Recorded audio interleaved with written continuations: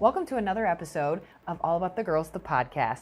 This month, I am so excited to talk to Lisa Franko. We chatted all about her position as Director of Development at Housing Opportunities, why and how she is so community involved, her family, her kids, growing up, being adopted. I mean, listen, this is a fantastic, action-packed episode. Let's get right into it. All right, well, welcome to the podcast, Lisa Franko, Director of Development for Housing Opportunities right here in Valparaiso. How are you? Thanks for joining us. I'm doing well. Thank you for having me. Of course. So I know you from many different ways and many different avenues. But for those that don't know you, kind of give us a little insight on Lisa. Who are you? How far are we going back? How much do you want to know? All the goods. That's part of being in development. Sometimes I get stuck in the details and it's hard to get out because there's so much to tell. But again, my name is Lisa Franko, and I live here in Valparaiso, and I am the Director of Development for Housing Opportunities, and we are working to resolve and prevent homelessness here in our community. Fantastic. So first up, for those watching on YouTube, we've got this crazy light back here. I've decided I'm not an electrician and I don't want to be. So it'll come on, it'll go off. We're not really sure yet. If you're not watching on YouTube, you should be. So you can come check out this awesome / a little bit wonky lighting. Fantastic. So thank you for joining us. I love having met you in the past. I think you're right. You've got all kinds of cool experience about your history. Tell us a little bit about your current career, where you're at now, and what you do. Okay, so at Housing Opportunities, again, we're working to resolve and prevent homelessness, and I have the great privilege to share our story in the community about how we are working towards that goal. Because when a community comes together to resolve the issue of homelessness, everyone truly does benefit. So again, I'm out there sharing our story of the clients we're serving, the work that we're doing, how we're bringing more affordable housing to our communities, as well as permanent supportive housing for people with diagnosed disabilities.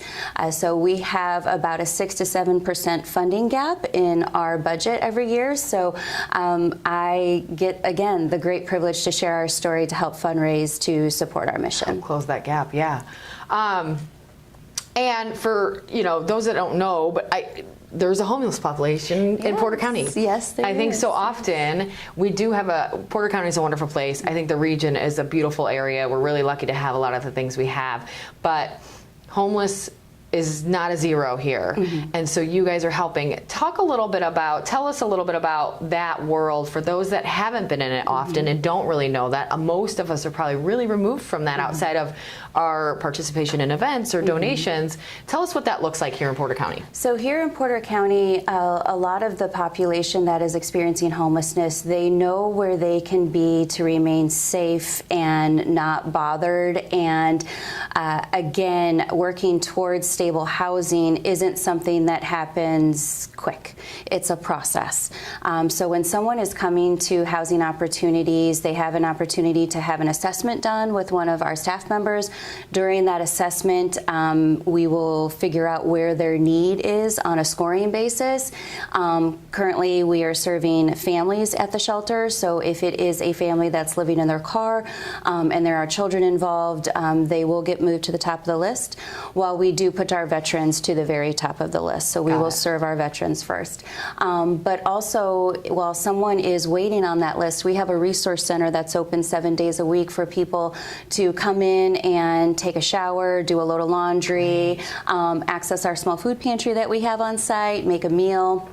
And again, start working with staff immediately about their situation, working on a plan for stable housing. Maybe there are some resources that that person coming in isn't aware that are available to them. So we want to make sure that we can stay housing focused when someone comes to us, but ensure, like you were saying, Jenny, we live in a great community. We live in a great county that has a lot of great organizations that rally around each other. Yes. So if we are helping someone that might have some addiction issues, or there might be some mental health issues that have not gone diagnosed, we will ensure that we can connect them with other resources in our communities to make sure that they are ready to take that next step, while we can remain committed and housing focused with our clients that we're serving. So we want to ensure that when they're coming to us, that we can help them on a journey of stable housing. That's awesome. And I think you're right. It's we're lucky to have all of these resources, and I know I've said it on the podcast before. So often it's not a lack of resources, it's a lack of knowledge of the resources. And the left hand has to talk to the right hand. So it sounds like you guys really can be that middleman to help full circle. You can't do it all yourself, it's impossible, but you can have those kind of reach outs and those base touches with all of those other outlets to really get that person in need all of the help that they need. And help them start a path to a healthy lifestyle in every aspect of their life. And again, staying housing focused so we can ensure that they know what's out there and what resources are available to them. Fantastic. Talk a little bit about just yourself, your family. Tell us, obviously, I know you've got a family. You've got one of our dear lifers that has helped here for a bit, is a daughter of yours. So talk a little bit about your family, your background, your hubby, whatever you want to touch on there. Okay, so my husband is Bob Franko. He's kind of known around. Look, she's like Bob Franko because she knows everybody knows Bob. So, you know, what's unique about Bob and I is that we truly have hearts to serve, that we both work in nonprofit industries in our communities because we truly want to be able to make the community that we live in a better place. And so we truly have hearts to serve, so you can regularly see us within our own organizations that we serve, but you can also see us with other organizations volunteering.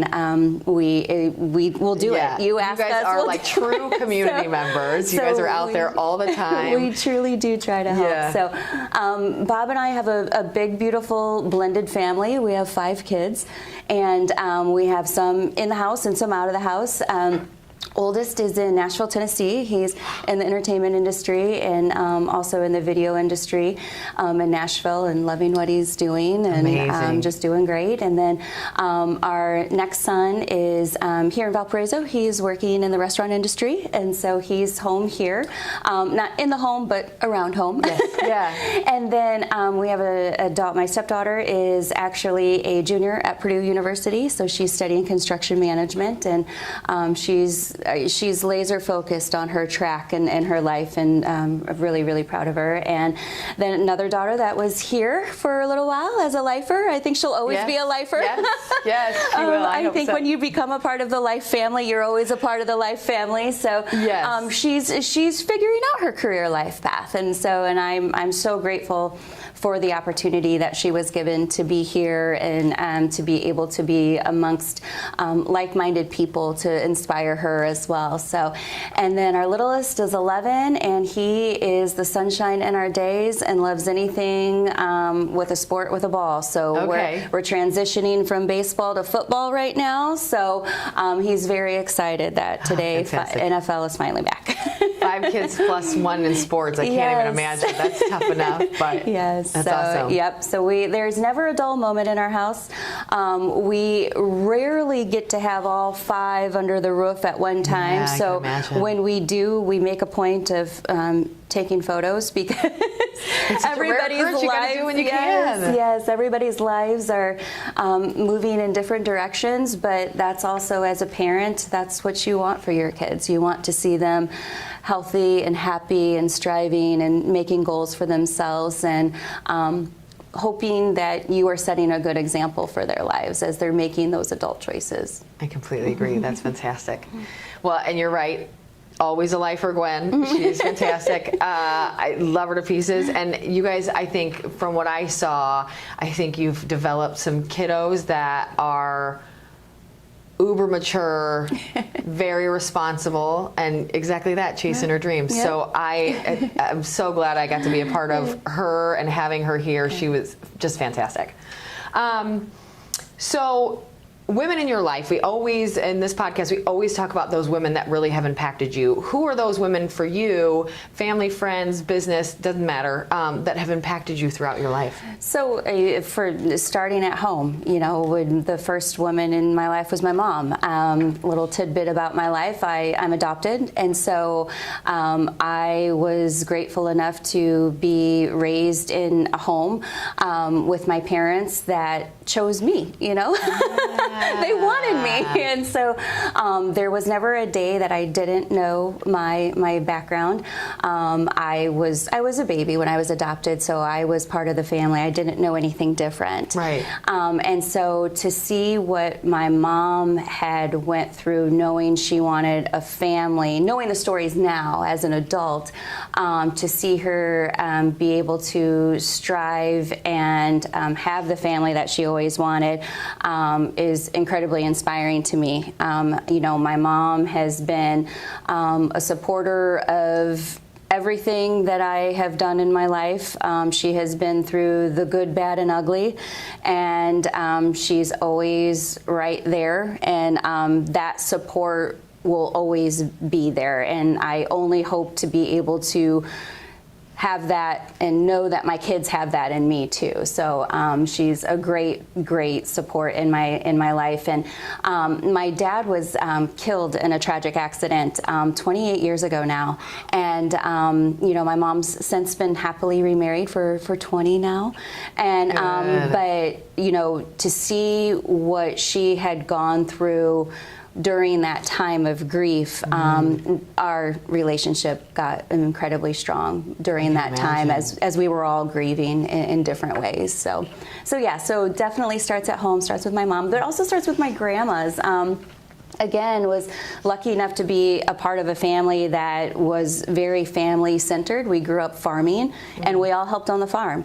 And so my grandma, on my dad's side, she would make me laugh. Oh my gosh, she would never let a day go by that you weren't laughing about something, and you could just talk to Grandma. You could just talk to Grandma, and she would listen, and she worked doubly as hard as any of us did on the farm in those times, and she was just always, no matter what was going on in life, she was happy, and that was like those are the memories that I take with my grandma on my dad's side.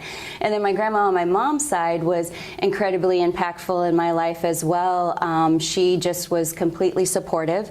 I had my oldest son when I was incredibly way too young, and my oldest really became a very special part of her life, because while I was still growing up and raising my son, my grandma kind of came alongside and was definitely incredibly supportive during that time of just being a good example in my life of a strong woman and a mom. And clearly the bond between even my oldest and her prior to her passing was incredibly close, so it's really incredible to see these relationships form as well. So definitely my grandparents, my mom, definitely.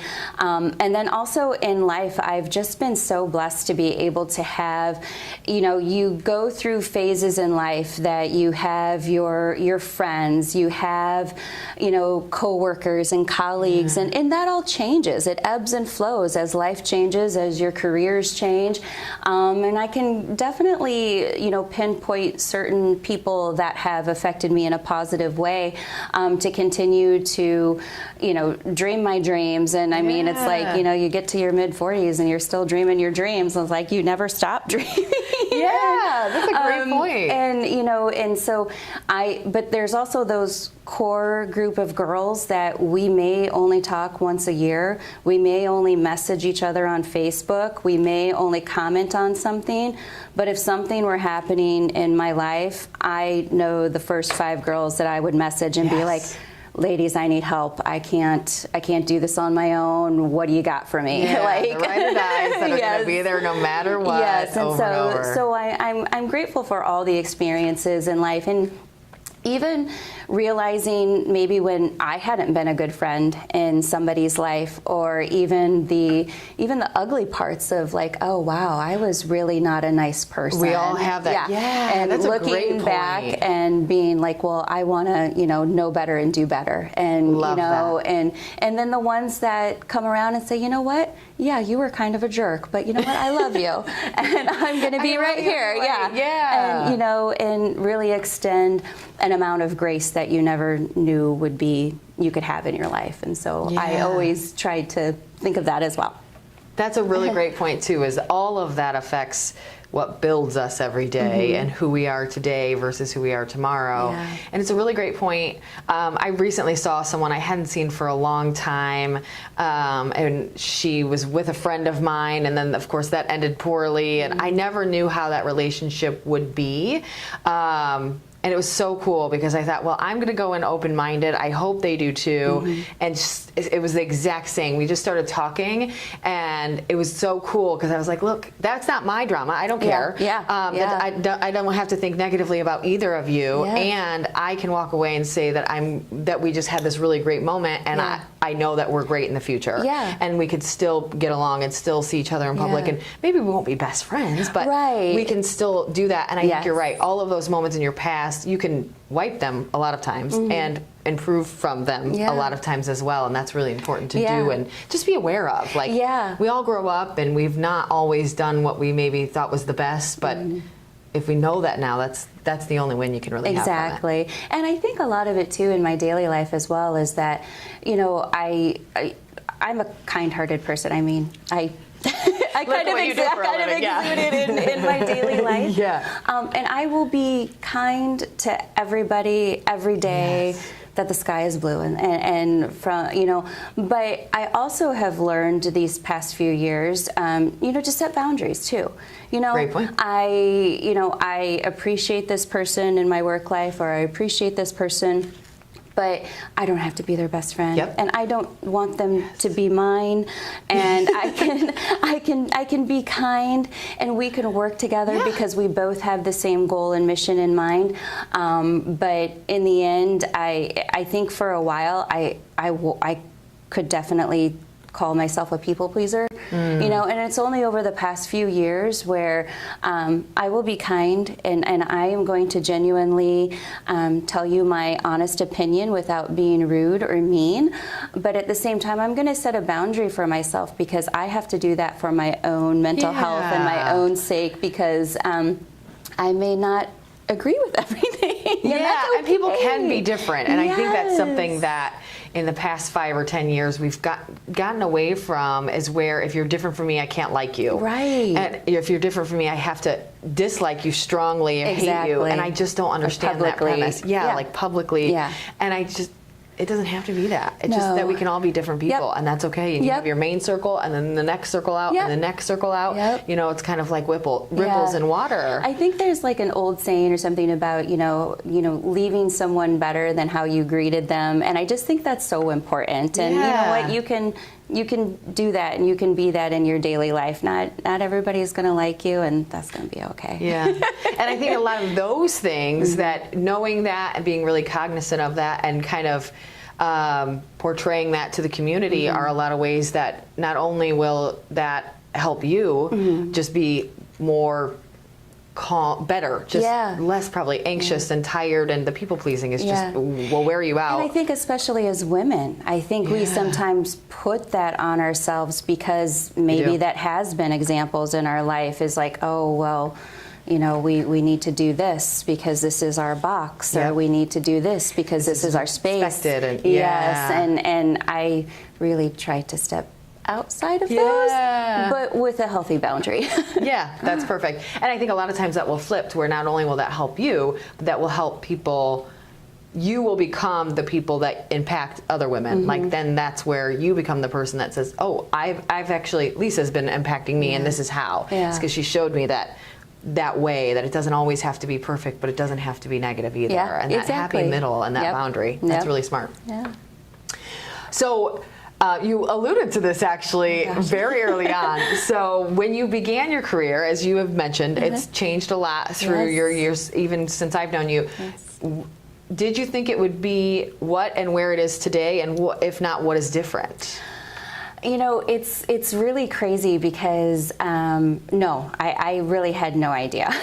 It was what I'm doing today was only what I would have hoped I would have been doing 20 years ago. So, you know, I went to college and I got an associate's degree in business technology, and it email was just brand new. I mean, I'm older, I'm old-ish, and so it's I don't think you're that much older than me by any means. So I feel like in college, I was like, do I get an email? Yeah, okay, yes.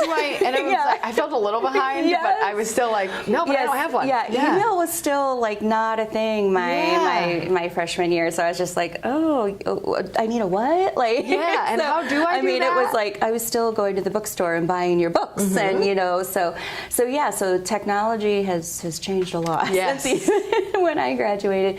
And you know what? I always thought I would be in some type of marketing or sales, and I had been given some opportunities early on in my career, and I really loved it. And again, life paths change and paths cross, and you take a different path, and you really think that that's what it's going to be, and then sometimes you wind up incredibly disappointed, but you take what you can from that and you learn from it, and you know, put that into something else. And I was offered a position at a time in my life when things were really dark and ugly, and I needed an opportunity, and I was given it in kind of just an admin side at first that eventually evolved into some marketing and sales, and I was incredibly grateful for the opportunity, and things were growing, the business was growing at a rapid speed, and you know,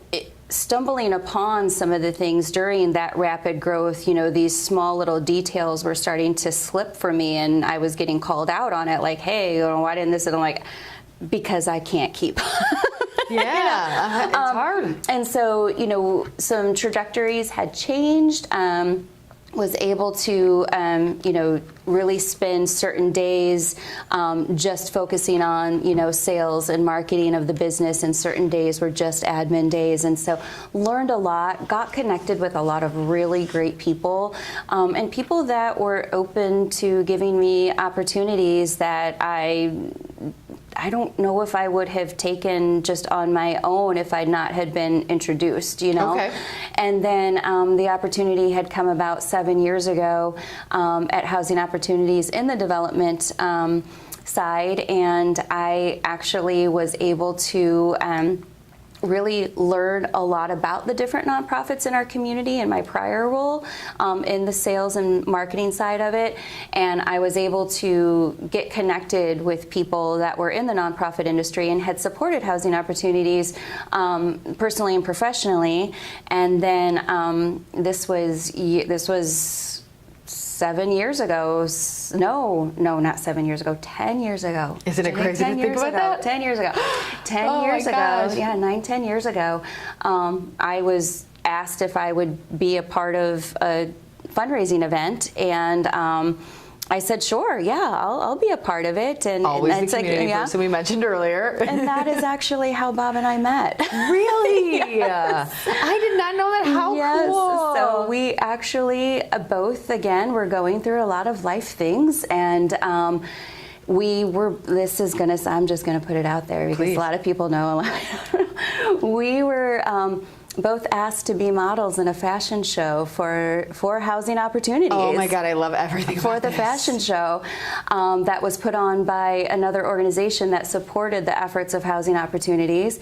And little did I know that I was being paired with Bob Franko, and we literally met in the middle of a fashion runway for a charity event. This is like cutesy story of the year. Yeah, and so that was our first encounter. And it was several months later, and then we reconnected, and just, you know, we started having coffee and dinners, and just, yeah. Oh my gosh, and it's history. Yes, yes, and there's actual pictures of us together on our very first night, who I had no idea who Bob Franko was. Oh my gosh. So dressed to the nines and full glam. First meet. Yes. Which is kind of awesome because there's probably a photographer there. Oh, yes. Someone had a picture. Life was there. Yes. So oh my gosh.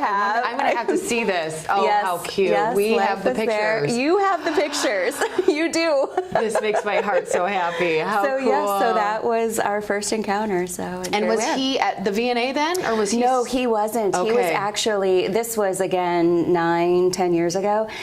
He was actually working out of state, but he was working from home. Okay. But he had been with Porter Stark for many years. The community knew him so well. Yeah, right. Yeah, and he had actually sat on the board for Housing Opportunities, and so that's why he was asked to come in to volunteer to be a male model. And he always was like, of course they asked me to be a male model. I'm literally like, picture him saying that, yeah. So, but I had to wear these really, really tall heels that night, and I was kind of freaking out about going up the steps. And he was so funny. I mean, this was kind of his first line that he ever said to me. He said, if you fall, I'm going to laugh, and I'm going to laugh real hard, but I'm not going to let you fall. So it's like, okay, I don't know how to take that. It's so kind and so mean at the same time. You're like, you're going to laugh at me? Oh, but you won't let me? Oh, you're so nice. Yeah. I was mad, and then you just redeemed it. Exactly. So he's like, that's what got you. I'm like, oh, sure, yeah, okay. I'll let you think that. You can have that one. How cute. Oh, how sweet.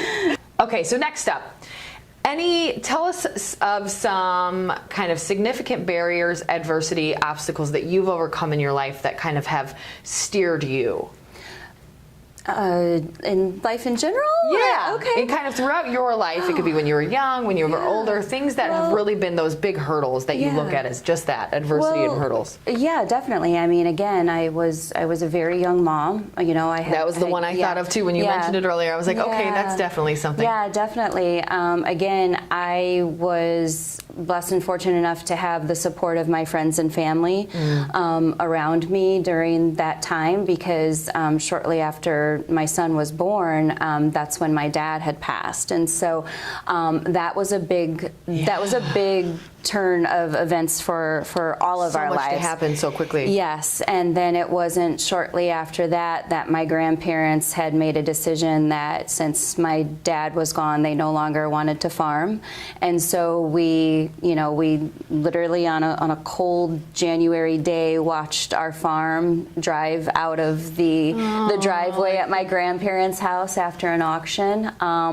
So and was that around here? Mm-hmm. Really? It was in La Porte County. Yeah. Wow. Yeah. I grew up in La Porte County. So that was a turn of events as well. Yeah. And then, just really working towards goals in my own life while caring for Michael. And that's really where my support system of my mom and my grandmas, came in to help me with that, because I wanted to go back to school, and I, was encouraged to do that, but not really, again, not 100% sure what am I going to do with this degree? What is this going to take me?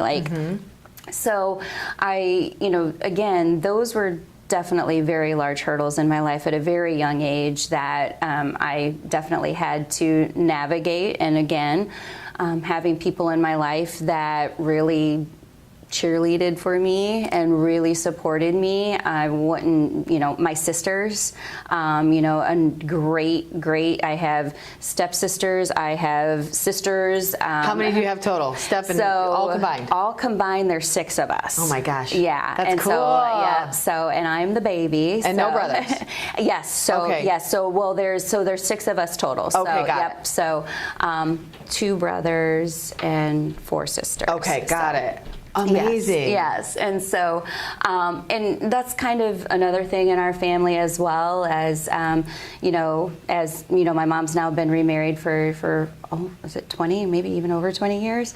Yeah. There really are no steps. you know, be like, this is my brother, this is my sister, Yes. you know, and so, yeah, so we're all really close. And so, and it's interesting to see all of the facets of our lives and now our children's lives as our children are becoming adults and getting married and engaged and having babies, and, you know, life continues to go on and change. And again, having that support system and that family bond that, you know, there's times where I may not talk to my sister for a while, but you know what? We always come back. I was just going to ask you that, and that's why, is because I think the family aspect is really important, and I see Families so many are different. Weird. Let's just be really weird. Everyone has the weirdest family life, and everyone feels like they're the weirdest. Listen, all of our families are weird. They're all a little jacked up. I was just having this conversation with my director of finance this morning. I'm like, she was going through some stuff with her folks, and I'm just like, why are they so weird? Like, why can't we just be easy? Not be weird? And I think that's why we like talk. I know, and like I think a lot of people have that family that's maybe not blood. That family that you've got your family that you're closest with. Some's blood, some are not. Yes. And then I think you have your family that is blood that just maybe you're not that close with. Everybody has weird families. Yes. But I think it's cool to see like siblings that are close. I think it's neat. I've seen, of course, we've talked to all kinds of ladies on here. So I've seen kind of the full spectrum of people that are estranged from their family, people that are really close. Like I've talked to ladies that literally like their siblings like are on a text chain and they all text. And I'm like, okay, I'm a little jealous. We don't really have that in my family. We're just not that close. But I think, it's cool to see the kind of roller coaster that is people's family. So it's neat to see a group of siblings that, like you said, we might not talk every day, but we still have each other's back, and I know I can count on them. And that's important. And that's, like my middle sister and I, we are best friends. I mean, we really? talk, she's my best friend. We talk every day.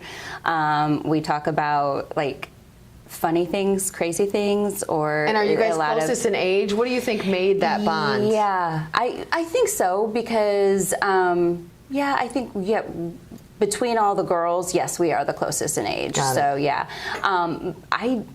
We just always have been that close, you know, and it's wild. And again, coming back full circle, being adopted, you know, my older siblings were older when they were adopted. I was adopted as a baby. Okay. And I was 4 years old before my older siblings were adopted. They were 7, 9, and 12 or 13. So they were older when they came into the family. So they had a lot of healing, and they had a lot of things that had happened in their prior life before being adopted and coming to acclimate on a farm in La Porte County.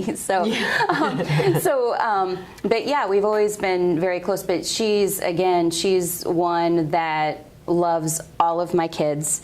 I'm completely blessed to have some former stepchildren that I still have a very close relationship with, and I love seeing them now raise their family and have a family, and you know, we talk often, and I'm so grateful for that. That is amazing. And so, you know, again, to be able to have that example that my sister and I can have for everyone, I just hope that the kids see that. Yep. But my sister, and all of my sisters, and not my sister-in-law, she and I are very close. You know, we talk every week, and, you know, try to keep in touch with the kids, and life's busy.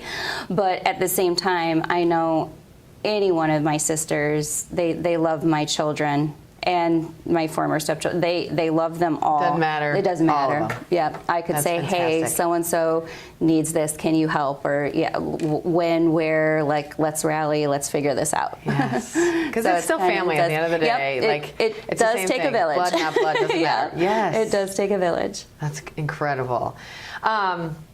So work-life relationship, you mentioned, and I definitely agree, you're very community-oriented, you and Bob both, so that kind of brings that community into your family. That might be a bit tough sometimes. I could imagine that's almost like you never can turn off. We never turn off. Yeah, okay, so that's kind of the question. Do you turn off? Do you take time to turn off? Do you never turn off, and that's okay with you? How do you balance that kind of work relationship within your regular day-to-day life? I guess I don't and I don't know if this is healthy or unhealthy, and maybe you'll get some therapists can tell us. I don't know either. Honestly. Yeah, maybe you'll get some messages, and they'll be like, Lisa, you okay? Turn it off. Yeah, we don't. We take our vacations. We are with our family. Right. I see you guys traveling, do all kinds of cool stuff. But I honestly, and my CEO will be the first one to say that is your choice. I don't put out an email that I'm not available. I'm available. Yeah. Same. Bob's available. We, in all of our careers, I don't think we've ever turned it off.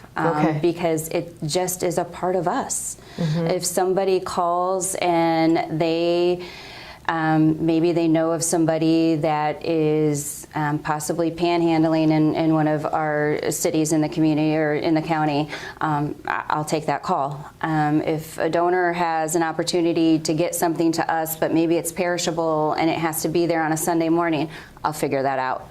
Maybe we have some volunteers that want to come in, but they can't come in until like 7 to 9, but we can work in a shelter unit. We want to, get it ready for another family to come in. I will figure that out. Like, I am able to flex my schedule, and so does Bob. And sometimes it's last minute. It's like, hey, we got to do this tonight. We got to do what? Okay, we'll go. We'll make it work. We'll make it work.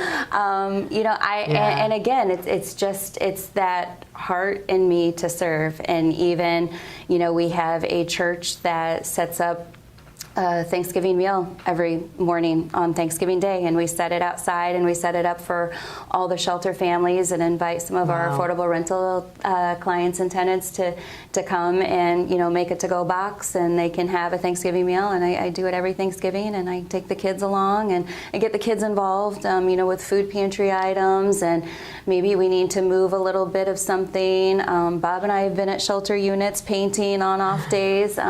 It really is just a part of who we are. It's who you are. Yeah, exactly that. And you can see that. I think because maybe if you guys worked at banks or something, it would be different. But because you both, I don't know that you ever would because of that, honestly. I think that's why you're at where you are, is because you both have that in you to kind of help and serve, and so it just becomes a part of your life. It does. It is. It's just a part of our lives, and I'm so grateful for Bob too, because he's a saint. Because I'd be like, okay, we got to do this, and again, I'd be like, you got to do what? And I'm like, yeah, we got to do it. So, okay.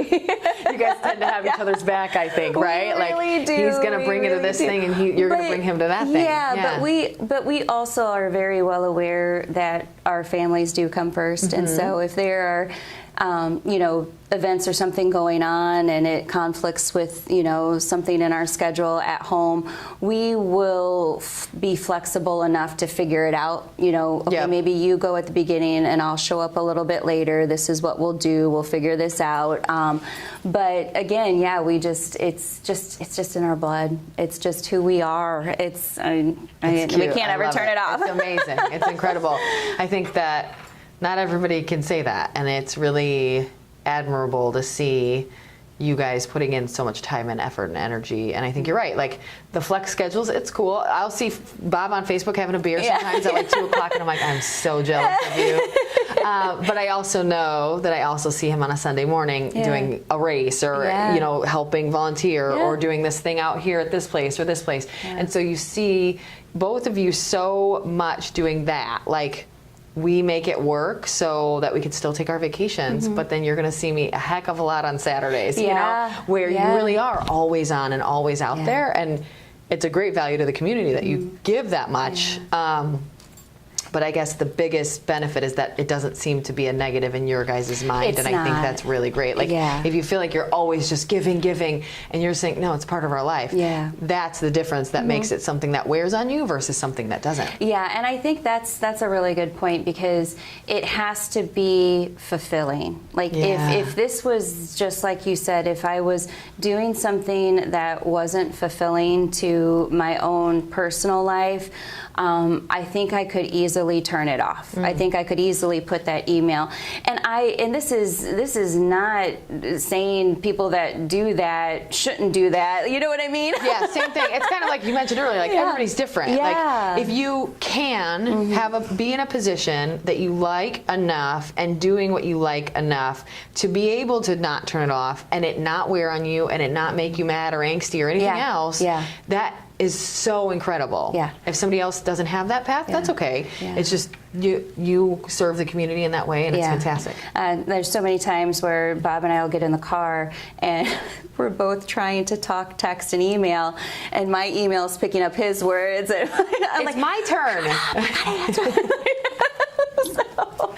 Or then you talk to first, and I'll do the second. Yeah. Or my phone will pick up the car, and you just never know. And then we pop into each other's Zoom meetings, like, hey, how's it going? Oh my God, I love it so much. We're kind of a package deal. Yeah, it's just I don't know. People may think it's sick and sad, but I think it's lovely and refreshing. It's fun. I mean, you guys are both really fun people, and so I think the combo of the two of you doesn't get less fun, obviously, and because you're both so community oriented, I think it's a bad thing because people know you, like the community really does know you. You serve it. So it makes sense. And then people aren't surprised at all, and it's not, you're not PDAing all over the place. It's not like you're making out in the middle of the volunteer dinner, but you have fun just together. Watch it. Our next, I don't know who's going to be asking us to volunteer. Jenny just put that bag in. So I swear they don't make out in public, you guys. I've never seen it. Please don't judge them. No, I'm just kidding. Okay, so I'm going to grab this little buzzer here. Okay. Because it's time for the speed round. Oh gosh. Okay, I'll do my best. I'm sweating. I'm sweating. Oh God, oh God, oh God. It's going to be fun. These are super fun. Okay.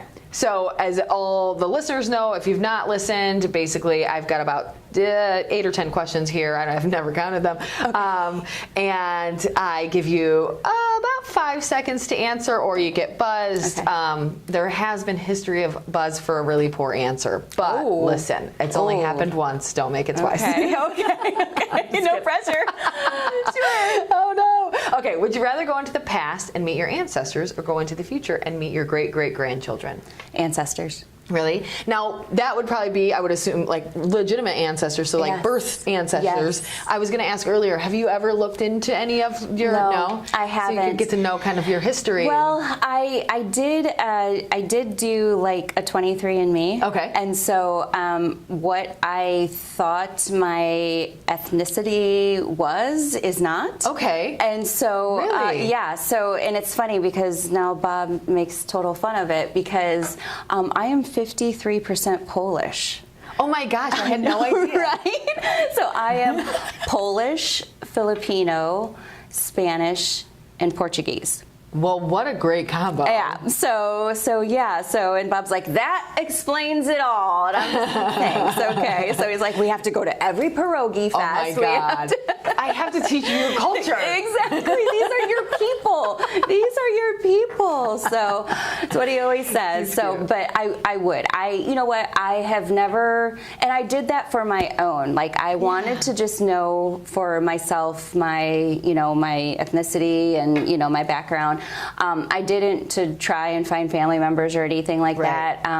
I always say that I was blessed with such an amazing life with my mom, and my mom is my mom, and I don't think she would ever balk at or be hurt or sad or anything. It's just a part of my story, but I have no desire to, because my older siblings, they remember that life that they had prior to being adopted. So there were some ties and still are some ties for them, but for me, I never had that. My family has always been here in Northwest Indiana. I love that so much. It's good to learn, your heritage, your culture, but you don't have to learn the rest if you're really happy where you're at. That's perfect. Would you rather meet George Washington or the current president?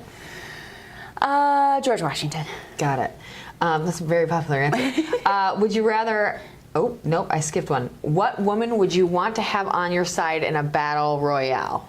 Fight to the death. Who's going to be next to you? Physical fight or Viola Davis? Oh, good answer. Oh, yeah. Okay. Have you seen her lately? No. Oh, yeah. Okay. Oh yeah, pretty bad. I'm gonna have to look up the new. Oh yes. Listen. Yes. Great answer. Would you rather everyone in the world was smarter or nicer? Ooh, smarter. That's Smarter. Yeah, okay. Smarter because they would know better to be nicer. I hope so. Right? One would hope. Yeah. I know. Yeah, one would hope. Or they're just smarter jerks. Yeah. I don't know. Let's hope not. Yeah. Fingers crossed. What would be the title of your biography?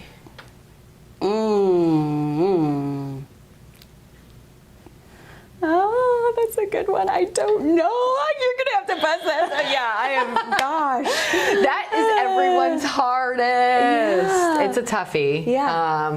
I've had a couple yours? people. I don't know. I don't know if anyone's ever asked me that. It would have to be something all about the girls based. I think. Okay. I don't know if people would understand it unless they knew who I was. That would maybe get weird. But I think, yeah, it's a good one.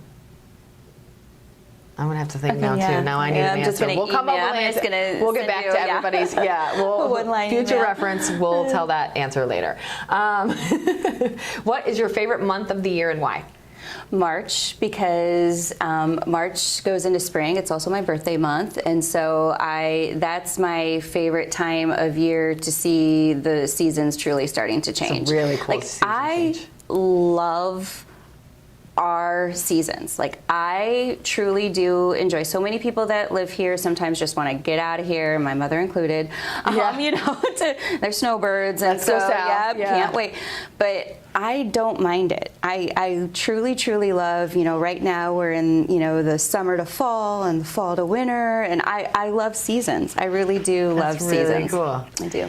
I love all of the seasons. It's just usually like January to March is hard because February is I hate February. Right. I'm being real honest. Kind of over it by that point. Thank God it's the shortest month of the year. Yep. But I hate February. I don't even care that it's Valentine's. You're like, everything's frozen. Nothing's becoming unfrozen. Yep. We're not seeing the light of day until March. Yeah, exactly. And then March, you're like, see, I told you guys. Yeah, see, we'll just get through that ugly February, and we'll just all truck through it together. Yep. What superpower would you most want if you could choose only one? Ooh. I'd say to fly. Fly? Yeah. Good one. Would you rather make a phone call or send a text? Send a text. That's such an interesting one to me. I never know what people are going to say. I've said it a million times. I'm a phone person. I just pick up the phone and call. But then sometimes I'm like, do people not answer you though? I know. Also, so now this is the issue. Yeah. My answer is pick up the phone and call because it's faster. But if they never answer the phone, because most people don't want to answer the phone. Yeah, they don't want to answer the phone. It doesn't work at all. Would you rather be a kid your whole life or an adult your whole life? Ooh, an adult. Yeah. I would. I remember growing up so many times just daydreaming about when I get older, like the freedom not that cookies for dinner whenever the heck I want to or whatever it is. Like I had a good childhood. I mean, don't get me wrong, but I didn't want to be a kid. Like I just wanted the freedom, I wanted to make my own decisions. I didn't want someone to tell me I had to go to bed. Yes, exactly. I want no rules except for the ones I place. And and adulting's not that bad. Yeah. I think that's the thing is when I was a kid, I was like, this is really terrible. Because I was the chubby kid named Jenny Craig, like terrible. But growing up, it's going to be so hard that I never wanted to grow up. Like I was a kid that was like, I'm cool here. Yeah. Like I don't need to be growing up all fast, which my mom would probably say differently. But in my head, that's how it was. And then now I'm like, see, it's not hard. Like you can do this. It's okay. It's not that it hasn't been hard. Right. Just overall, I think the benefits outweigh the negatives for sure. I agree. Yeah, you can eat cookies for dessert if you want, or for breakfast. Right. It's fine. Yeah, it's so true. Sometimes it happens. Hence the Jenny Craig part. Geez. Well, you've done it. Okay. That's it. Look, you only got one buzz. Okay, good. And that's the hard one for everybody. That's a hard one for everyone. So it didn't fall too far. Well, thank you so much for coming here. Thank you for doing this. Thank you for raising the great kiddos that you have so that we have folks like Gwen here. I'm so excited to see not only what you do in the future, but also what all of those folks do in the future, and just to see kind of your clan doing exactly that, growing and achieving, and it's really fantastic to have you. That's the only hope as a parent, that you are just setting the best example that you possibly can for your children, and how important it is to give back to the community you live in, because you know, it does truly benefit everybody. And so I think that's my hope as a mom, that you can just be that example, that they can see that oh, you know, mom used to do this, or remember when mom would take us here. And get them involved, and just encourage people to stay involved. So find something that's passionate to you and run with it, because there's probably a need. There's definitely That's a great point. Well, you're doing fantastic with it. Anything that we didn't touch on that you want to bring up? Anything that you want to tell everybody? Anything that current initiatives, campaigns, or goals that you guys are working on that you want to bring up? At Housing Opportunities, we will be kicking off our end-of-year campaign towards the end of November. So right before Thanksgiving, we are going to be working on a campaign with a purpose. So we are really excited to share more in the weeks and months to come about how people can get involved and support our mission and the work that we're doing. We are getting ready to open some more affordable housing in the city of Portage, so we're really excited about that as well. We will be having some information going out about a ribbon cutting and an open house, hopefully that first or second week of November as well, so that will be forthcoming too. And we're just really excited to continue to bring more affordable housing options to, you know, here in the city of Valparaiso as well as the city of Portage, and we're just really excited to be able to continue to work our initiative. That's fantastic. And if anybody wants to connect with you or Housing Opportunities, what is the best way to do so? So the best way is to go to our website, which is www.hoi.help, and they can connect with us right there. I get the emails, and so, and you can learn more about what we're doing right there. Perfect. Well, thanks again, Lisa. Thanks for joining us. And make sure, if you haven't, please like, rate, all those good things for All About the Girls, the podcast, and we'll see you all next month.